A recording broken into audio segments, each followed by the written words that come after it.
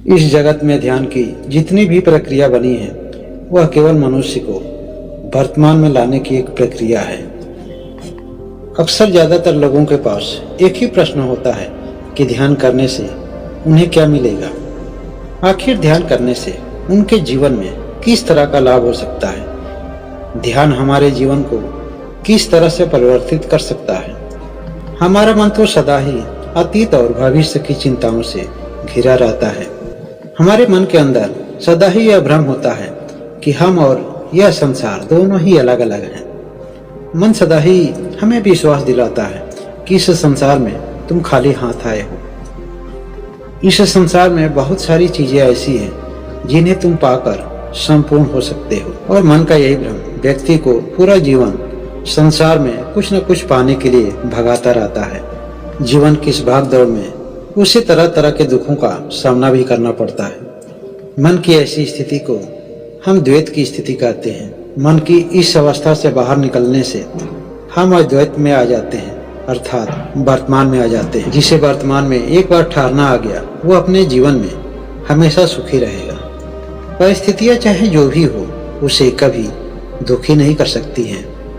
हमारे जीवन की यह गोल पहिया सुख और दुख रूपी दो बिंदुओं पर टिकी हुई है, जिसमें हम पूरा जीवन गोल गोल घूमते रहते हैं। जब हमारे पास दुख होता है तो हम सुख की तलाश में जीवन के अनेक पहलुओं पर भिन्न भिन्न तरह के कर्म करते हैं। और जब हम सुखी होते हैं तो यह भूल ही जाते हैं कि जीवन के इस पहिए में सुख के बाद दुख आता है।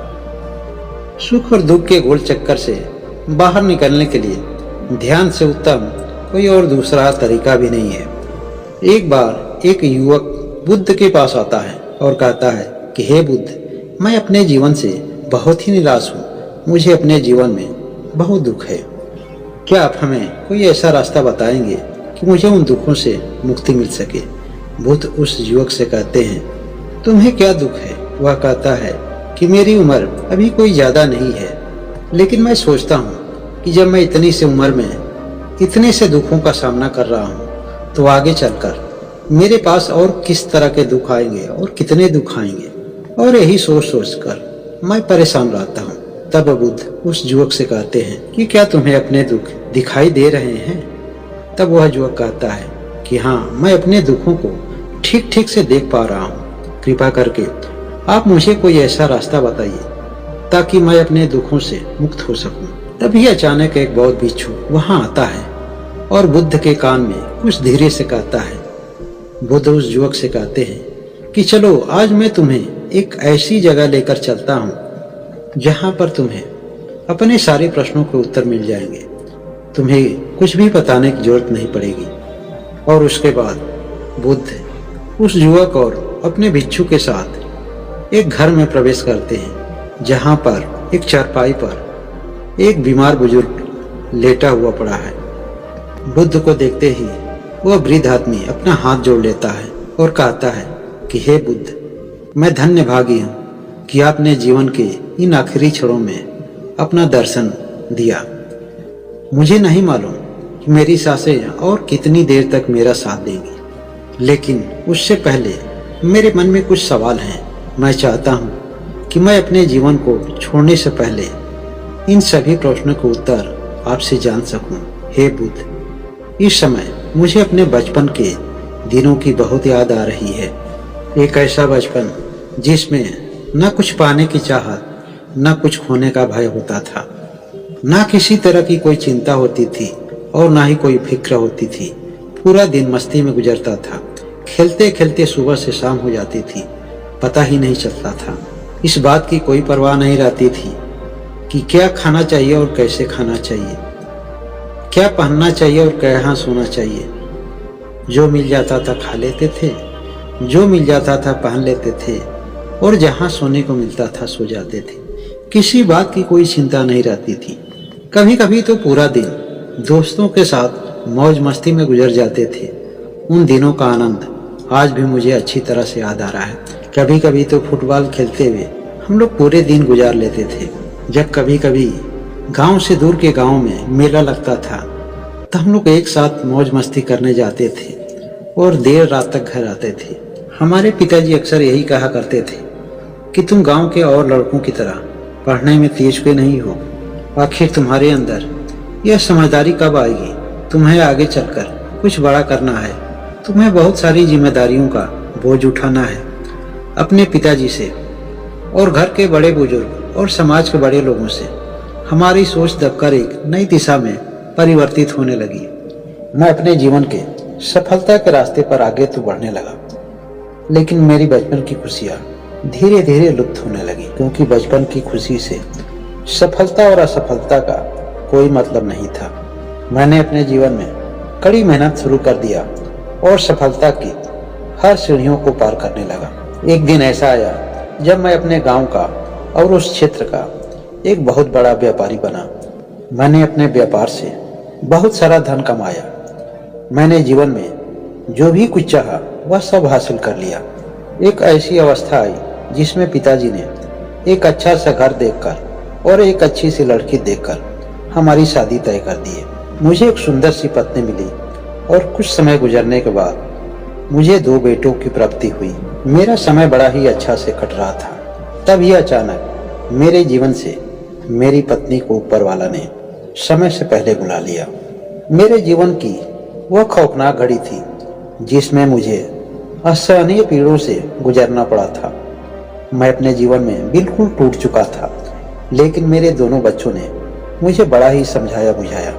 हमारे बच्चों ने हमसे कहा कि पिताजी, माँ तो अब हम लोगों के बीच रही नहीं, आप ही हम लोगों के लिए माता भी हैं और पिता भी हैं। अगर आप ही इस तरह से अपने जीवन में इतना दुखी रहेंगे तो हम लोगों को सहारा कौन देगा। हम लोगों को आगे जीने की प्रेरणा कौन देगा। हम लोग जीवन में कोई भी ऐसा काम नहीं करेंगे जिसकी वजह से आपको किसी प्रकार का कोई दुख हो। समय गुजरता गया और कुछ समय के बाद एक ऐसा समय आया जब हमने अपने दोनों बच्चों की शादी कर दी। समय बदला, अवस्था बदली और मैं बीमार रहने लगा। जब मैं अपने जीवन में पीछे मुड़कर देखता हूँ तो लगता है कि हम अपने जीवन में जो भी चाहे वो हमने सब कुछ पा लिया, लेकिन आज तक जो भी हमने पाया उसमें से कुछ भी हमारे साथ जाने वाला नहीं है। मेरे मन में ध्यान साधने के लिए कई बार ख्याल आया, लेकिन एक न एक नए काम की वजह से मैं इसे कल पर टालता गया और आज मैं इस अवस्था में हूँ कि चाह कर भी ध्यान साधना नहीं कर सकता हूँ। हे बुद्ध, क्या मुझे आप इन जीवन के आखिरी क्षणों में कोई ऐसी बात बताएंगे जिससे मैं चिंता मुक्त होकर अपने जीवन को त्याग सकूं। बुद्ध कहते हैं कि तुम्हारा जीवन वास्तव में निरर्थक रहा है, क्योंकि तुमने अपने जीवन में जो भी कुछ कमाया है उसमें से एक छोटी भी सुई अपने साथ नहीं लेकर जा सकते। अगर मनुष्य के साथ जाता है तो केवल उसके अपने अच्छे और बुरे कर्म जाते हैं। उन कर्मों का प्रभाव हमें एक जन्म नहीं बल्कि कई जन्मों तक प्रभावित करता है, लेकिन अतीत को तो बदला नहीं जा सकता। इसलिए तुम इस वक्त केवल यही सोचो कि तुम्हारा जीवन बहुत ही उपयोगी रहा है, क्योंकि तुमने अपने जीवन में जो भी कुछ चाहा वह सब हासिल किया। अपने जीवन की सभी जिम्मेदारियों को निभाने में तुम पूर्ण रूप से सक्षम रहे हो और अपनी सभी जिम्मेदारियों को निभाते हुए एक खुशहाल जीवन जीना यह किसी साधना से कम थोड़े नहीं है। बस तुम्हें अपने जीवन में एक छोटी सी चूक जरूर हुई है कि अगर तुमने ध्यान साधा होता तो आज जो तुम्हें दुख हो रहा है यह तुम्हें दुख नहीं होता। तुमने अपना पूरा जीवन व्यापार भी होशपूर्वक किया है। अपने व्यापार के जीवन में तुमने किसी का नुकसान नहीं किया है। तुमने कोई ऐसा कर्म नहीं किया है जिससे किसी की आत्मा आहत हो। तुमने हमेशा एक दूसरे के दुख में साथ दिया है, एक दूसरे का सहयोग किया है, और यही वजह है कि तुम्हारा जीवन बहुत ही खुशहाल रहा है और संपन्न भी रहा है। तुम्हारे अंदर अच्छे और भले आदमी की हर निशानी मौजूद है, और यही वजह है कि तुमने अपने जीवन के इन आखिरी क्षणों में एक संत और सन्यासी आदमी का दर्शन करना उचित समझा। तुमने अपने जीवन की सभी बातों को बताकर अपने आप को हल्का कर लिया। बुद्ध की यह अमृत वाणी उस वृद्ध आदमी को सुख और शांति प्रदान कर रही थी। वो अपने आप को बहुत ही हल्का महसूस कर रहा था। उसे ऐसा लग रहा था कि वह किसी बड़े से बोझ से दबा हुआ था और उन बोझों से वह मुक्ति पा लिया है। कुछ देर तक माहौल बिल्कुल शांत था और उसी समय उस वृद्ध आदमी ने अपने जीवन को त्याग दिया। उस वृद्ध आदमी के जीवन की शांति के लिए सभी लोगों ने कुछ क्षणों के लिए मौन धारण किया। उसके पश्चात बुद्ध ने उस युवक से पूछा, क्या अभी भी तुम्हें अपने सभी प्रश्नों के उत्तर मिले हैं? यह तुम्हें बताना पड़ेगा। उस युवक ने कहा, हे बुद्ध, अब मुझे अपने सभी प्रश्नों के उत्तर मिल गए और यह उत्तर मैं सबको बताना चाहता हूँ।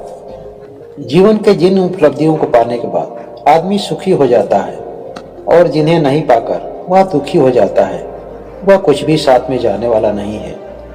इसलिए हर आदमी को वर्तमान में और खुलकर जीना चाहिए।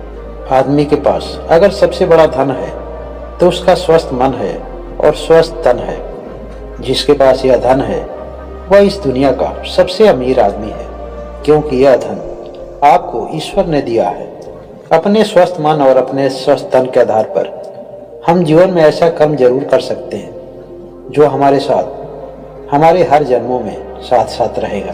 केवल कर्म रूपी ही धन हमारे साथ जाएगा, बाकी सत्ता और संपत्ति, बंगला और गाड़ी सब यहीं रह जाएगी।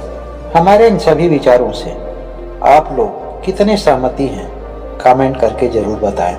और जो लोग अभी तक मेरे इस चैनल को सब्सक्राइब नहीं किए हैं वह सब्सक्राइब करना ना भूलें और साथ ही बेल आइकन की घंटी को जरूर दबा दें।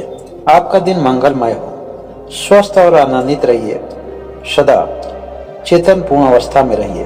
बहुत बहुत धन्यवाद।